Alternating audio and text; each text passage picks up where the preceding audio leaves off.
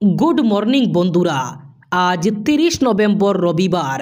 আজকের সকালের বরাক তথা সমগ্র আসামের গুরুত্বপূর্ণ খবরগুলি হল: বহু বিবাহে বিলে আরও কড়াকড়ি।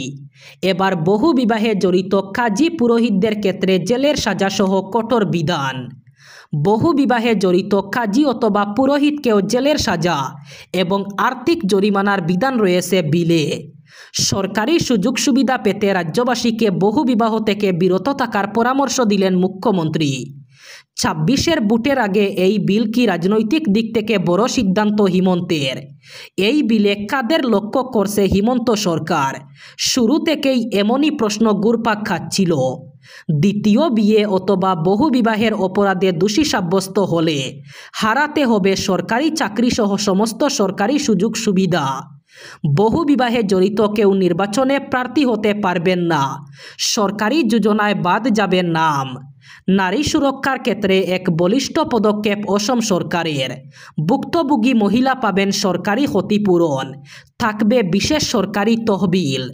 বিল পাশের পর রাজ্যবাসীকে মুখ্যমন্ত্রীর বার্তা: বহু বিবাহ নিষিদ্ধ করে একবিংশ শতাব্দীর এক গুরুত্বপূর্ণ পদক্ষেপ নিয়েছে সরকার। বিয়ে করুন কিন্তু সীমা মেনে। সরকারি চাকরি এবং সুবিধা চান তাহলে দ্বিতীয় বিয়েকে না বলুন। দ্বিতীয় বিয়ে করলেই 7 বছরের জেল। দ্বিতীয়বার একই অপরাধে জড়ালে বেড়ে হবে 10 বছরের জেলের সাজা এবং আর্থিক জরিমানা। আগামীকাল থেকে শুরু হচ্ছে নতুন মাস অর্থাৎ ডিসেম্বর। আর 1 ডিসেম্বর থেকে দেশ জুড়ে একাধিক পরিবর্তন হচ্ছে। আধার কার্ডে পরিবর্তন, এলপিজি রান্নার গ্যাসের দামে পরিবর্তন, বিমানের টারবাইন জ্বালানির দামে পরিবর্তন, লাইফ সার্টিফিকেট ফাইলিংয়ের কিছু পরিবর্তন, স্টেট ব্যাংক অফ ইন্ডিয়ার নিয়মে বেশ কিছু পরিবর্তন, কোটাক মহিন্দ্রা ব্যাংকের SMS ক্লার্ক চার্জে পরিবর্তন এবং শ্রম আইনে পরিবর্তন। এই রকম বেশ কয়েকটি পরিবর্তন ঘটবে আগামীকাল থেকে। প্রথমত, আগামীকাল থেকে আধার কার্ডে বড় ধরনের পরিবর্তন আনছে unique identification authority of India. Aadhaar card থেকে বাদ দেওয়া হবে নাম, ঠিকানা এবং নম্বর। বদলে আধার কার্ডে কার্ড হোল্ডারের ছবি এবং একটি QR কোড যোগ করা হবে। সেই সাথে আগামীকাল থেকে এলপিজির দামে কিছু পরিবর্তন করা হবে। প্রতি মাসের প্রথম দিনে বিশ্বব্যাপী দাম মুদ্রার উঠানামার উপর ভিত্তি করে তেল বিপণন সংস্থাগুলি এলপিজির দাম পরিবর্তন করে। আগামীকালও এলপিজির দাম বাড়তে অথবা কমতে পারে। এলপিজির মতো বিমানের টারবাইন জ্বালানির দামও উঠানামা করে, যা আগামীকাল পরিবর্তন হতে পারে। এছাড়া আজ অর্থাৎ 30 নভেম্বর লাইফ সার্টিফিকেট ফাইলিংয়ের শেষ দিন। লক্ষ লক্ষ পেনশনভোগীর গুরুত্বপূর্ণ সনদ এটি। তাই এটি জমা দেওয়ার নির্দিষ্ট সময় পেরিয়ে গেলে অর্থাৎ আজ না করলে আগামীকাল থেকে আর করা যাবে না। সেই সাথে আগামীকাল থেকে স্টেট ব্যাংক 2টি নতুন নিয়ম কার্যকর করতে চলেছে। আজকের পর থেকে গ্রাহকরা আর এম-ক্যাশ ব্যবহার করে লেনদেন করতে পারবে না। এক্ষেত্রে ইউপিআই, আরটিজিএস এবং এনআইএফটির মাধ্যমে লেনদেন করতে হবে। এদিকে কোটাক মহিন্দ্রা ব্যাংকও সেভিংস অ্যাকাউন্টে কিছু নিয়মের পরিবর্তন করছে। আগামীকাল থেকে 30 বারের বেশি SMS করলে প্রতি SMS পিছু ফি কাটা হবে। সেই সাথে আগামীকাল থেকে নতুন শ্রম আইন কার্যকর হবে। বেতন কাঠামোর পরিবর্তন হবে। একজন কর্মচারীর মোট বেতনের 50% মূল বেতন হিসাবে বিবেচিত হবে। গ্র্যাচুইটি কার্যকর করা হবে। এছাড়াও 31 ডিসেম্বরের মধ্যে রেশন কার্ড আপডেট করে ফেলতে হবে। সেক্ষেত্রে আধার লিঙ্কিং বাধ্যতামূলক। সিম কার্ড বিক্রেতাদের রেজিস্টার এবং যাচাই বাধ্যতামূলক থাকবে, নয়তো 10 লক্ষ টাকা জরিমানা দিতে হতে পারে।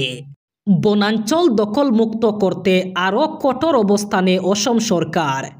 আবার শুরু হয়েছে ব্যাপক উচ্ছেদ অভিযান। রাজ্যের সংরক্ষিত বনাঞ্চল দখলমুক্ত করার লক্ষ্যে শনিবার নোয়াগাঁও জেলার লুটুমারি বনাঞ্চলে পরিচালিত হয় রাজ্যের বৃহত্তম উচ্ছেদ অভিযান। মোট 5,962 বিঘা বেদখল হওয়া জমিতে চলে এই অভিযান। উচ্ছেদ এলাকায় মোতায়েন করা হয় বিপুল সংখ্যক নিরাপত্তা রক্ষী। প্রশাসনের বুলডোজার থেকে রেহাই পায়নি শাসক দল বিজেপির নেতাও। লুটুমারি সংরক্ষিত বনাঞ্চলের 7 নম্বর ওয়ার্ডের বিজেপি সভাপতি মইনুল ইসলামের বাড়িও ভেঙে ফেলা হয়। উচ্ছেদের পর খুব উগরে দিয়ে মইনুল ইসলামের অভিযোগ, মুসলমান হওয়ার কারণে তার বাড়ি ভেঙে ফেলা হয়েছে। রান্নার গ্যাস নিয়ে নতুন সিদ্ধান্ত নিতে চলেছে কেন্দ্রীয় সরকার। এই বিষয়ে নতুন নির্দেশ জারি করতে চলেছে কেন্দ্র। সূত্রের খবর, বায়োমেট্রিকের মাধ্যমে আধার যাচাই না করলে আর গ্যাসের ভর্তুকি মিলবে না। এতদিন এই প্রক্রিয়া ঐচ্ছিক থাকলেও এবার তা বাধ্যতামূলক হতে চলেছে। প্রথম পর্যায়ে এই নিয়ম কার্যকর হবে প্রধানমন্ত্রী উজ্জ্বলা যোজনার আওতাভুক্ত গ্রাহকদের জন্য। তবে কেন্দ্রের ইঙ্গিত স্পষ্ট, পরবর্তীতে দেশের সমস্ত এলপিজি গ্রাহকের ক্ষেত্রেই এই নিয়ম প্রযোজ্য হবে। পেট্রোলিয়াম মন্ত্রক সূত্রে জানা গেছে, ভর্তুকি যাতে প্রকৃত গ্রাহকের হাতেই পৌঁছায় এবং কোনোভাবেই প্রতারণা অথবা জালিয়াতি না ঘটে, সেই লক্ষ্যেই নতুন এই পদক্ষেপ। কেন্দ্র সিদ্ধান্ত নিচ্ছে, প্রতি অর্থবর্ষে অর্থাৎ 1 এপ্রিল থেকে 31 মার্চের মধ্যে অন্তত একবার আধার যাচাই করানো বাধ্যতামূলক করা হবে। বর্তমানে উজ্জ্বলা যোজনার গ্রাহকরা প্রতিটি সিলিন্ডার পিছু 300 টাকা ভর্তুকি পান। চলতি অর্থবর্ষে কেন্দ্র জানিয়েছে, বছরে সর্বাধিক 9টি 14 কেজির সিলিন্ডারের জন্য এই ভর্তুকি দেওয়া হবে। তবে নতুন নিয়ম অনুযায়ী 8ম এবং 9ম সিলিন্ডারের ভর্তুকি পেতে আধার যাচাইকরণ বাধ্যতামূলক হবে। নির্বাচন কমিশনের নির্দেশে বর্তমানে 12টি রাজ্যে ভোটার তালিকায় বিশেষ নিবিড় সংশোধন অথবা এসআইআর প্রক্রিয়ার কাজ চলছে জোরকদমে। তবে অসমে শুরু হয়েছে বিশেষ সংশোধন অর্থাৎ এসআর প্রক্রিয়া। বরাক উপত্যকার গ্রামাঞ্চলেও জোরকদমে চলছে এই প্রক্রিয়া।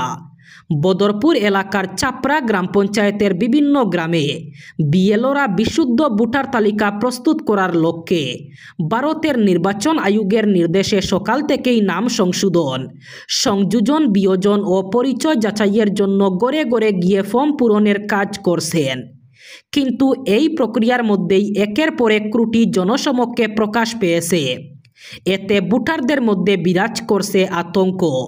স্থানীয়দের অভিযোগ, বহু বছর ধরে তাদের সরকারি নথিতে বদরপুরের পুরনো পিনকোড ব্যবহার হলেও বিএলওদের হাতে এসআর তালিকায় হঠাৎ করে নতুন ঠিকানার সঙ্গে বাঙ্গা এলাকার নতুন পিন দেখানো হচ্ছে।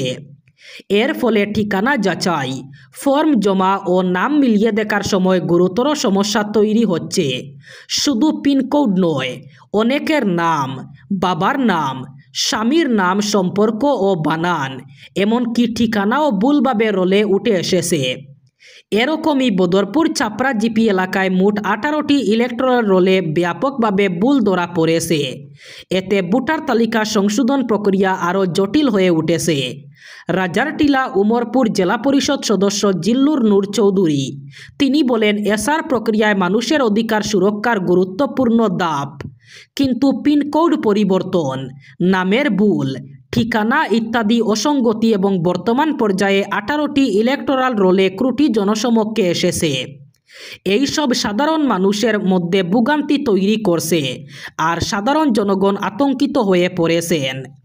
বিহার নির্বাচনে শোচনীয় হারের পর এবার কংগ্রেসের চোখে অসম। কিছুদিন পরেই অসমে বিধানসভা নির্বাচন, বাকি আর মাত্র 2-3 মাস। এরপরেই রাজ্যে শুরু হবে বিধানসভা নির্বাচনের পর্ব। এর আগে কংগ্রেস সভাপতি মল্লিকার্জুন খার্গের গড়ে অনুষ্ঠিত হল কংগ্রেসের এক গুরুত্বপূর্ণ বৈঠক। শুধু অসম নয়, সমাগত 5টি রাজ্যের বিধানসভা নির্বাচন নিয়ে এই বৈঠক অনুষ্ঠিত হয়েছে। বিহার নির্বাচনের পরে তর্কাচুটি হয়ে গেছে কংগ্রেস। রাহুল গান্ধী উপস্থিত ছিলেন এই বৈঠকে। অসম বিধানসভা নির্বাচন নিয়ে চিন্তা বৃদ্ধি পেয়েছে কংগ্রেসের। এবার বিধানসভা ভোটে রণকৌশল তৈরি করতে ইতিমধ্যেই মাঠে নেমে পড়েছে কংগ্রেস। স্বাধীনতার 78 বছর পার হলেও যাতায়াতের ন্যূনতম সুবিধা থেকেও বঞ্চিত রামকৃষ্ণনগর সমজেলার দুর্লভচড়া ফেটিপাত অঞ্চলের বাসিন্দারা। সময় বদলেছে, দেশ এগিয়েছে, প্রযুক্তি আধুনিক হয়েছে, কিন্তু যেন সময় থমকে আছে সিংলা নদীর পাড়ের এই 3-4টি গ্রাম জুড়ে। এলাকার মানুষের ভরসা আজই একটি অস্থায়ী বাঁশের সাঁকো।